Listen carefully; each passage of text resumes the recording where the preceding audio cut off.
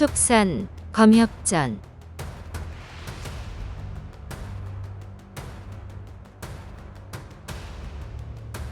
55화 홍화와 비룡. 외나무 다리에서 비룡을 마주치고 그 만남을 예지한 홍화를 배알아내.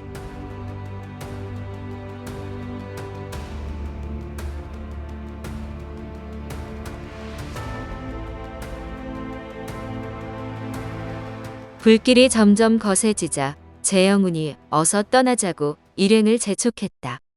잠깐만요. 아직 할 일이 남았어요.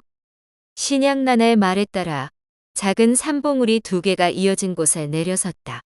하늘도 이 아름다운 명산을 전부 잿더미로 만들기는 아까웠는지 이곳에는 불꽃과 지진의 영향이 미치지 않아 기암괴석이며 온갖 꽃과 풀이 그대로였다.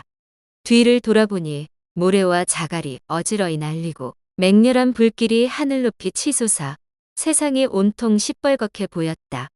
바람의 방향이 반대라 영향이 덜했지만 그래도 뜨거운 열기 때문에 땀이 줄줄 흘렀다. 뜨거워 죽겠는데 빨리 안 가고 뭐 하는 거야?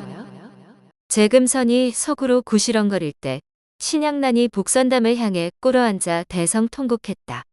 재영운과 주문이 위로하려는데 복선담 불길이 갑자기 커지기 시작했다. 곧이어 거대한 오색 구름이 피어오르고 붉은 빗줄기가 하늘로 솟구쳤다. 가만 보니 기괴하게 생긴 시뻘건 몸뚱어리에 시로라기 하나 걸치지 않은 여인이 오색 구름에 둘러싸인 채 4사람 쪽으로 날아오고 있었다. 신양난을 제외한 3사람은 불구덩이에서 괴물이 나온 줄 알고 검광을 날리려 하였다. 멈춰요. 사부예요. 재영운이 황급히 두 동생을 제지한 후 무릎을 꿇고 예를 표했다. 눈 깜짝할 사이에 4사람 머리 위까지 날아온 붉은 여인이 미소를 지으며 고개를 끄덕였다. 그러고는 다시 번개처럼 빠르게 서남쪽으로 날아가 먼 하늘에 붉은 별이 되었다가 이내 사라졌다. 이승을 떠나는 사부를 보고 다시 대성통곡하는 신양난을 달래느라 다들 한참 애를 먹었다. 이제 숭산이롭게 오풍추를 가져다 드리고 우리랑 같이 구화산으로 가자. 어머니를 뵙고 입문할 수 있도록 부탁드릴게. 이제 정말 언니들 뿐이에요. 언니들과 함께라면 어디든 갈 거예요. 재영운과 주문의 손을 잡고 눈물을 삼키는 신양난은 길 잃은 아기새처럼 가엾기 그지없었다. 혹시 개수나무집에 들러야 할까? 중요한 물건은 이미 챙겨서 꼭 갈 필요는 없어요. 그런데 언니들 물건이 있지 않아요? 특별히 챙겨야 할 건 없어. 주문이 아플 때 덮었던 이불이 장씨 남매가 준 것이긴 한데 이제 다 나아서 필요 없고 사실 너무 더러워져서 돌려주기도 좀 그래.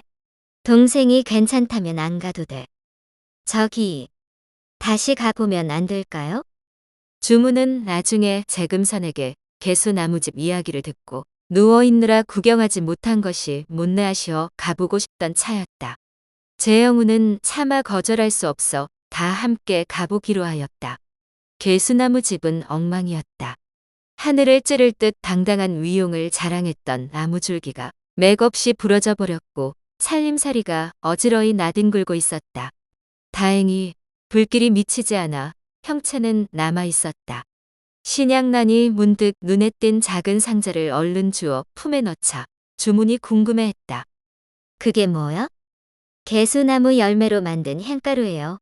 사실 가져갈 생각이 없었는데 지금 다시 보니 버리고 가기 아깝네요. 구화산에 가져가서 가끔 피우려고요. 재영운은 향가루라는 말에 어제 갔던 계곡이 생각났다. 조심한 덕분에 오물이 묻지는 않았지만 며칠째 씻지도 못하고 피곤했다. 임무를 완수한 데다 귀한 인연으로 동생이 하나 더 생겨 기쁜 마음에 다 함께 온천욕을 하고 싶었다. 4사람은 간단히 순서를 정해 씻기로 하였다. 아, 언니 아니었으면 잊을 뻔했어요. 어제 주문 언니를 씻기면서 덮었던 이불이랑 제 겉옷에 오물이 묻었길래 빨아서 바위에 널어두고 깜빡 잊었어요. 1년 내내 따뜻한 날씨에 익숙했는데 구화산은 매우 춥다고 하니 가져가야겠어요. 사실 사부가 주신 옷이라 꼭 챙겨야 해요. 얼른 가지러 가야겠어요. 계곡 온천수는 온도가 조금 올라갔을 뿐 다행히 큰 이상은 없었다. 먼저 여자들이 씻을 동안 재금선이 주변을 살폈다. 나중에 재금선까지 목욕을 마친 후 잠시 쉬면서 북선담 바닥에서 있었던 일이며 비룡 무리와 싸운 일 등을 이야기했다. 앞서 주문과 재금선이 북선담에 내려간 후 천둥경을 비춘 덕분에 재영운과 신양난이 위에서 두 사람을 지켜볼 수 있었다. 재금선 발이 진흙에 빠지면서 연달아 비명이 들리자 당장 도우러 내려가려 하였다. 그러나 어느새 검광을 타고 둘이 함께 서남쪽 모서리로 향하고 있었다. 주문과 재금선이 무사한 것을 확인하고 겨우 마음을 놓은 두 사람은 말로만 들었던 독바위와 신령한 악어가 대체 어떻게 생겼고 얼마나 대단한지 보고 싶어 계속 아래를 주시했다. 그런데 갑자기 홍어의 목소리가 들렸다. 양나나, 영훈과 함께 서둘러 동굴로 돌아가거라. 지금 서 있는 바위는 곧 무너질 것이다. 대경실색한 재영운이 재금선과 주문이 걱정되어 부르려는데 신양난이 만류했다. 그쪽은 괜찮을 거예요. 그보다 지금 사부가 적들에게 포위되었어요. 위험한 상황이라 빨리 가봐야 해요. 어서요. 재영운이 반신반의하며 신양난을 따라 다시 지하 동굴을 통과해 홍어의 동굴로 돌아갔다. 지하 동굴을 빠져나오는 순간 천지를 뒤흔드는 굉음과 함께 동굴 앞쪽이 와르르 무너져 내렸다.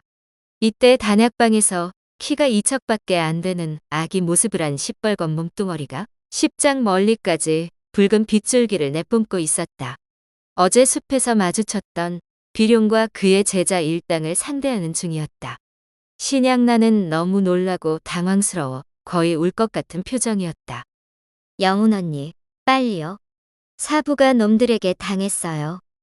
재영우는 붉은 아기가 홍어의 육신임을 이미 짐작하고 있었기에 바로 어깨를 비틀며 검광을 날렸다. 금색 빗줄기가 교룡처럼 날아가 푸른색 검광 하나와 청회색 검광 3개를 동시에 막아냈다. 그 사이 붉은 아기가 황급히 몸을 돌려 동굴 안쪽으로 사라졌다. 언니, 저 인간 같지도 않은 놈들을 절대 곱게 돌려보내면 안 돼요. 저는 사부를 안쪽으로 모셔놓고 올게요. 신양난이 자리를 뜨자 비룡은 혼자 남은 재영운을 쉽게 제압할 수 있으리라 생각했다. 그런데 웬걸? 직접 겨루어 보니 재영운의 비검술은 보통이 아니었다. 어제 숲에서 잠시 마주쳤을 때 재영운이 제 실력을 발휘하지 않은 이유는 상대의 정체를 정확히 알지 못했기 때문이다. 하지만 오늘은 저들이 홍어를 해치려 한 이상 절대 용서할 수 없었다. 부모에게 전수받은 대로 검광에 혼원 진기를 불어넣었다. 첫 번째 상대는 금연이었다. 금연의 검광은 마치 태산을 마주한 것처럼 재영운의 검광에 압도당했다. 도저히 안 되겠다 싶어 물러서려 했으나 이미 진기가 흩어진 검광이 쇳덩어리로 변해버렸다. 비룡은 제자들이 재영운의 적수가 되지 못함을 알고 금행과 금타에게 물러나라고 외치며 직접 앞으로 나섰다. 검광을 운용하는 동시에 허리춤에서 호리병을 꺼내 단연간 여산에서 수련한 노군장을 펼쳤다. 때마침 신양난이 돌아와 비검을 날리며 합세했다. 비룡이 날린 노군이 크게 퍼지며 지독한 악취를 풍겼다. 재영우는 깨뜨리는 방법을 몰라 함부로 덤비지 않고 온 신교망을 펼쳤다. 노군 크기에 맞먹는 눈부신 오색 운무가 두 사람을 감싸자 일단 비검을 거두었다. 이때 산이 무너지며 땅이 크게 흔들리고 사방에서 불길이 치솟았다. 홍화 어르신이 다른 말씀은 없으셨어요? 산이 무너지는데 금성과 주문은 별일 없겠죠? 신양난이 비통해하며 대답했다. 네. 두 사람은 무사할 거예요. 비룡 저 늙은이가 옥풍초를 얻지 못해 발악을 하네요. 독바위의 위험을 무릅쓰고 신령한 악어까지 죽였는데 죽수어 개진 꼴이 되었으니 분할만도 하지요. 비룡은 원래 그 자리에 있던 독바위를 홍어가 만들어 둔 것이라고 생각한 것이다. 그래서 홍어가 원신을 운용하느라 움직이지 못하는 틈을 타 열화모충요법을 썼다. 열화모충은 벌레 수만 마리가 사람 몸의 7개 구멍을 집중적으로 공격하는 지독한 요법으로 홍화를 위협해 독바위를 없애 도군물을 거두게 할 셈이었다. 하지만 홍화는 이런 상황을 예상하고 자선에 들어가기 전에 미리 도구로 독을 물리칠 방법을 마련해 두었다. 오래전 악명을 떨친 강력한 법보, 오화 검곤나로 열화무총을 모조리 불태워 버린 것이다. 그러자 분기탱천한 비룡이 홍화에게 치명타를 입히려고 신검합의를 시도했다. 홍화의 가슴을 관통해 육신과 원신을 한꺼번에 제거할 작정이었다. 홍화는 과거의 외공수련에 정진하지 못했고 3번의 살겁 중 1번이 남은 터라 꼼짝없이 비룡의 손에 병에 당할 위기에 처했다. 그러나 원형을 갓 이룬 상태에서 비검을 날리느라 진기가 흩어지면 바로 죽을 수도 있기에 섣불리 움직일 수 없었다. 교활한 비룡은 이 사실을 알고 일부러 원형의 급소를 노린 것이었다. 홍화는 하마터면 100년의 공력이 물거품이 될 뻔했으나 다행히 정신을 집중해 원신을 피신시키는 데 성공했다. 그러나 원형을 갓 이룬 상태였기에 진기가 단단하지 못해 시간을 오래 끌 수는 없었다. 사부가 동굴에서 기다리는 동안 언니들이 저놈들을 쫓아버리고 제가 사부를 불길에 던져 마지막 살겁을 이루어야 해요. 지금 저 늙은이가 쓴 요법은 살아있는 구렁이 독을 뽑아 연성한 노군장이에요. 사부 말씀이 비검은 상하지 않도록 잠시 거두고 언니가 가진 호신법보를 펼치라고 하셨어요. 잠시 기다리면 누군가 와서 깨뜨려 줄 거라고요.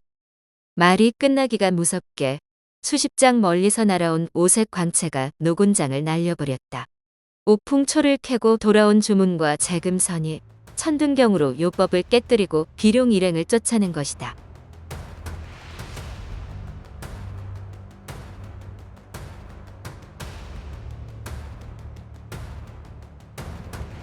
다음 화에서 이어집니다.